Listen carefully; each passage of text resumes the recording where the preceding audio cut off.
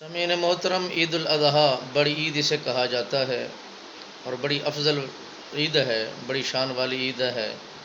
اس میں سنت ابراہیمی کو زندہ کیا جاتا ہے اور اپنے جانوروں کی قربانی پیش کی جاتی ہے۔ ہر بندہ کوشش کرتا ہے کہ میرا جانور اہل علاقے سے خوبصورت ہونا چاہیے۔ ہر خوبصورت چیز اللہ کے راہ میں جب دی جاتی ہے تو مالک بے نیاز اس کا بدلہ بھی اتنا بڑا عطا فرماتا ہے۔ جتنا بڑا بندہ خلوص نیت کے ساتھ اپنی قربانی اللہ کی بارگاہ میں پیش کرتا ہے تو مالک بے نیاز اس کے لیے آسانیاں بھی پیدا کرتا ہے، رحمت کے دروازے بھی کھول دیتا ہے۔ جب بندہ مومن اپنے گھروں سے روانہ ہو کر عیدگاہوں کی طرف، مساجد کی طرف، اللہ کے گھروں کی طرف روانہ ہوتے ہیں تو اپنی زبان کو مزین کرتے ہوئے تکبیرات سے روانہ ہوتے ہیں تو میرا مالک فرماتا ہے، اے میرے فرشتوں دیکھو یہ کس انداز میں میرا نام بلند کر رہے ہیں اور زبان کو مزین کر رہے ہیں۔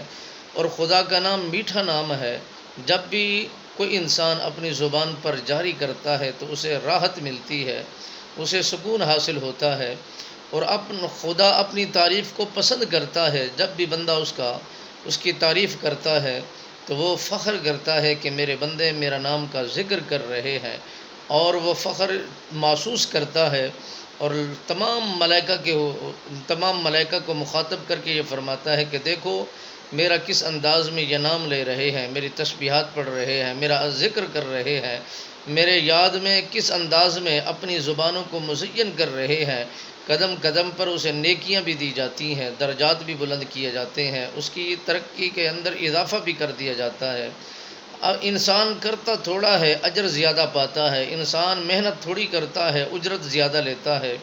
جب عیدگاہوں کی طرف روانہ ہو جاتے ہیں تو مالک بے نیاز پھر ملائکہ کو فرماتا ہے، اے میرے ملائکہ ان کی اجرت کیا بنتی ہے؟ مالک بے نیاز کی بارگاہ میں عرض کیا جاتا ہے، یا باری تعالیٰ ہم نے جو ان کی اجرت بنتی تھی ہم نے لوٹا دیا ہے۔